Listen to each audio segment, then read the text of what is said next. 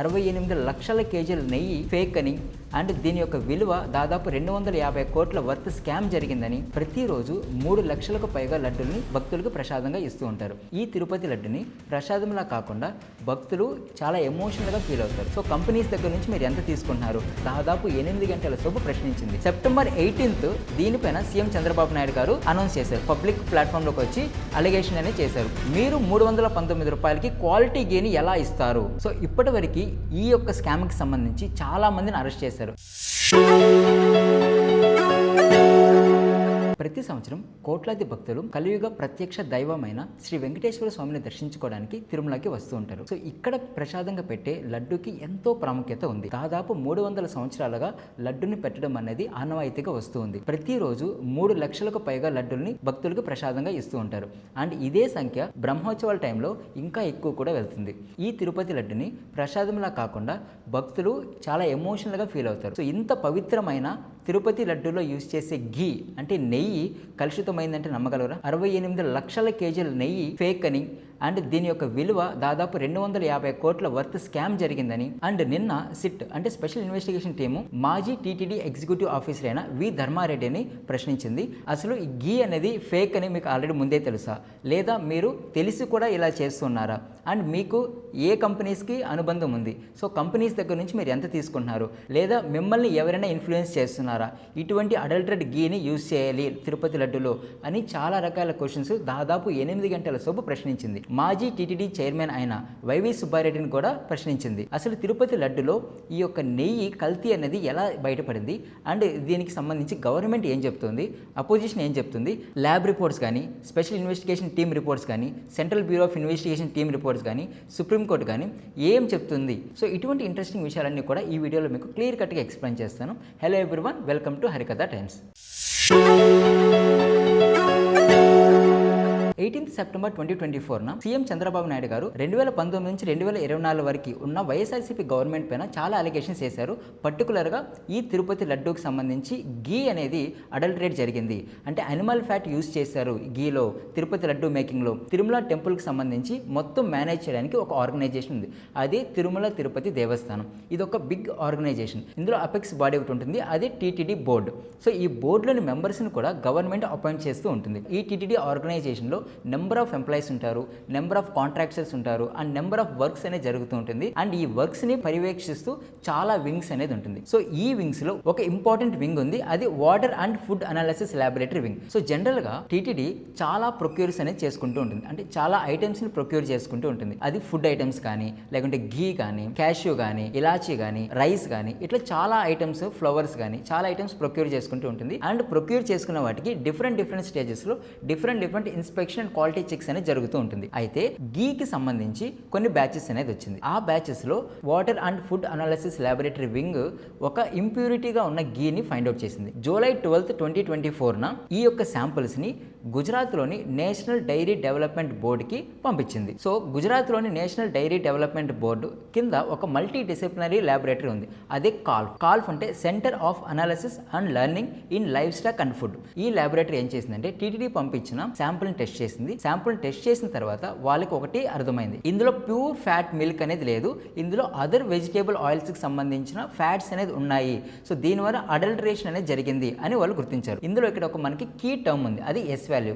S value అంటే simple గా milk fat లో ఎంత ప్యూరిటీ ఉంది అని చెప్పేదే ఎస్ వాల్యూ.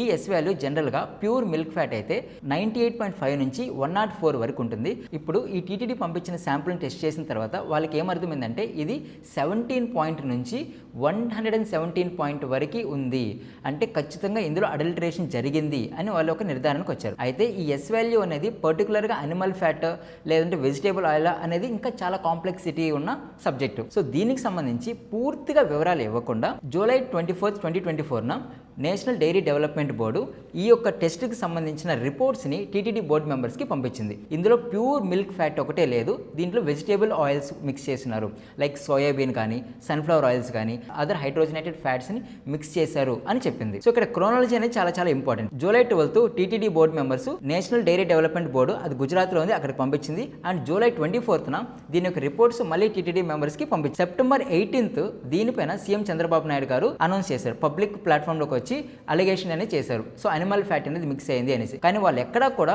అనిమల్ ఫ్యాట్ అని మెన్షన్ చేయలేదు. 2019 నుంచి 2024 వరకు వైఎస్ఆర్సీపీ పార్టీ గవర్నమెంట్ని ఫామ్ చేసి రూల్ చేస్తూ ఉంది ఆంధ్రప్రదేశ్లో. సీఎంగా ఎవరున్నారంటే వైఎస్ జగన్మోహన్ రెడ్డి గారు ఉన్నారు. అండ్ మేలో మనకి ఎలక్షన్స్ జరిగింది, జూన్లో రిజల్ట్స్ వచ్చింది, జూలై నుంచి గవర్నమెంట్ అనేది కొత్త గవర్నమెంట్ వచ్చింది. ఆ గవర్నమెంట్కి సీఎంగా చంద్రబాబు నాయుడు గారు ఉన్నారు, డిప్యూటీ సీఎంగా పవన్ కళ్యాణ్ గారు ఉన్నారు. సెప్టెంబర్ 18th ఈ యొక్క ఎప్పుడైతే ఇష్యూని తీసుకొచ్చారో వెంటనే సుప్రీంకోర్టు కూడా ఏం చెప్పిందంటే మీరు ప్రాపర్ ల్యాబ్ రిపోర్ట్స్ రాకుండానే రీఇన్వెస్టిగేషన్ చేయకుండానే మీరు పబ్లిక్లో ఈ తిరుపతి లడ్డు అనేది చాలా సెన్సిటివ్ అయిన మ్యాటర్, ఈ యొక్క ఇష్యూని మీరు ఎలా చెప్తారు, అనిమల్ ఫ్యాట్ యూస్ చేసిన ఎలాగా అలిగేషన్స్ చేస్తారని కూడా సుప్రీంకోర్టు ఆ రోజులో చెప్పింది. అండ్ దీనికి వెంటనే సెప్టెంబర్ 20th 2024 వైఎస్ఆర్సీపీకి సంబంధించిన జగన్మోహన్ రెడ్డి గారు రియాక్ట్ అయ్యారు. మాజీ సీఎం కొన్ని ప్రశ్నలను ప్రెసెంట్ ఉన్న టీడీపీ గవర్నమెంట్ కి వేశారు. ఫస్ట్ వన్, మీకు రిపోర్ట్ ఎప్పుడు వచ్చింది?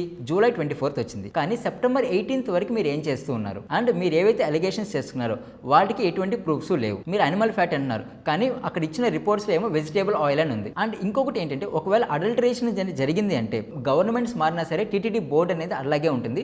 ఒకవేళ అడల్టరేషన్ కి సంబంధించి ఏమైనా బ్యాచెస్ వస్తే ఆ బ్యాచెస్ ఇన్స్పెక్షన్ టీమ్ అని ఏదైతే ఉంటుందో అది రిటర్న్ పంపించేస్తుంది. 2013 నుంచి 2019 వరకు 14 times అడల్టరేషన్ ఉన్న ఐటమ్స్ ని రిటర్న్ పంపించేసింది. అండ్ మా గవర్నమెంట్ అంటే 2019 నుంచి 2024 వరకు 18 times అడల్టరేషన్ ఉన్న గీని మేము రిటర్న్ పంపించాము అని కూడా చెప్పారు. అండ్ మేము ఈ యొక్క ప్రొక్యూర్మెంట్ కి సంబంధించిన టెండర్స్ ఏవైతే ఉన్నారో ఆ కాంట్రాక్టర్స్ ని మేము చాలా ట్రాన్స్పరెంట్ గా చేశాము.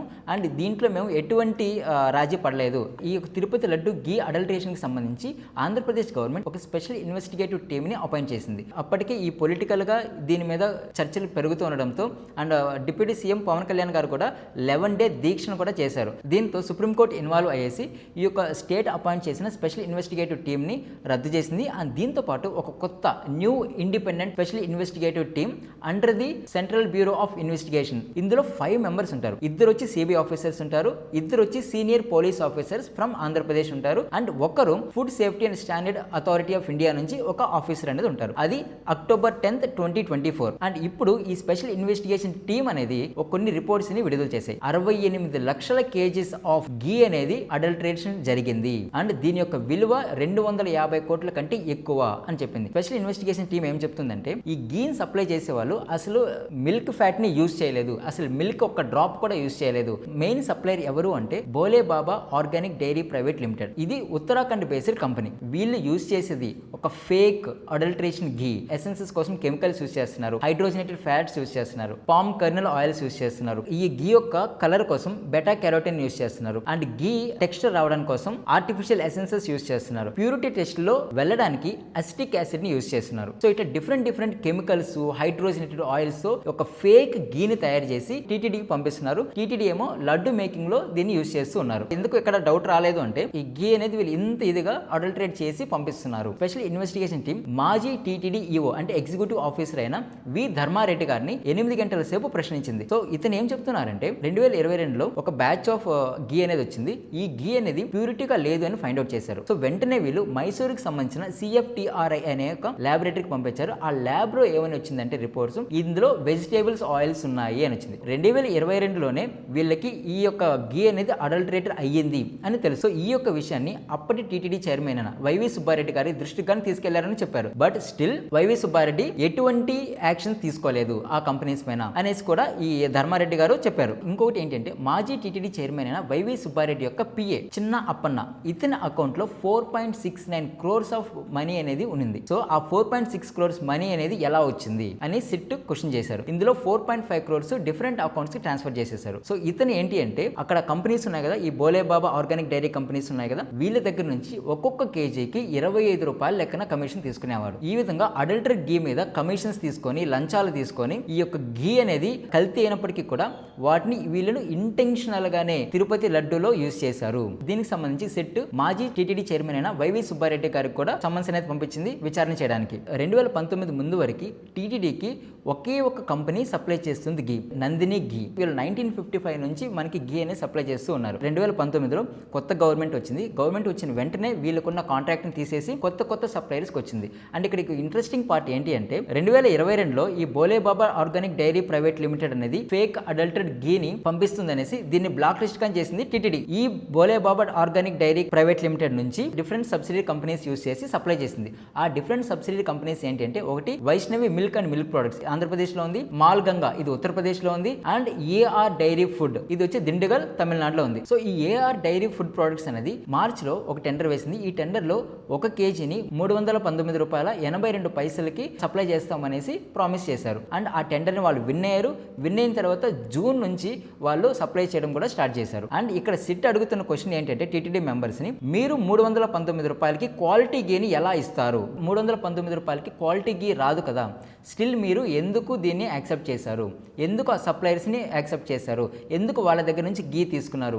ఇటువంటి చాలా క్వశ్చన్స్ అనేది అడుగుతూ ఉంది. సో ఇప్పటివరకు ఈ యొక్క స్కామ్కి సంబంధించి చాలా మందిని అరెస్ట్ చేశారు. అజయ్ కుమార్ సుగంధ ఇతను బోలేబాబా కంపెనీకి కెమికల్స్ని సప్లై చేసేవాడు. ఈ కంపెనీకి సంబంధించిన ఇద్దరిని పోమిల్ జైన్ అండ్ విపుల్ జైన్ వీళ్ళిద్దరిని కూడా అరెస్ట్ చేశారు.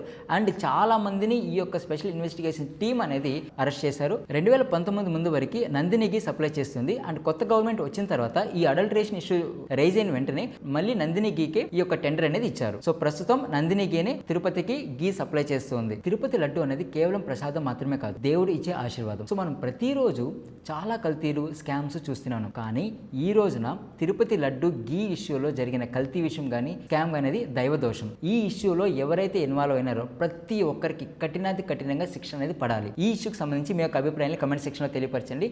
అండ్ ఈ వీడియో నచ్చితే లైక్ చేయండి, షేర్ చేయండి. అండ్ ఇటువంటి ఇంట్రెస్టింగ్ వీడియోస్ కోసం please do subscribe to Harikatha times. మరొక ఇంపార్టెంట్ వీడియోతో మళ్ళీ కలుద్దాం. అప్పటి వరకు నమస్కారం.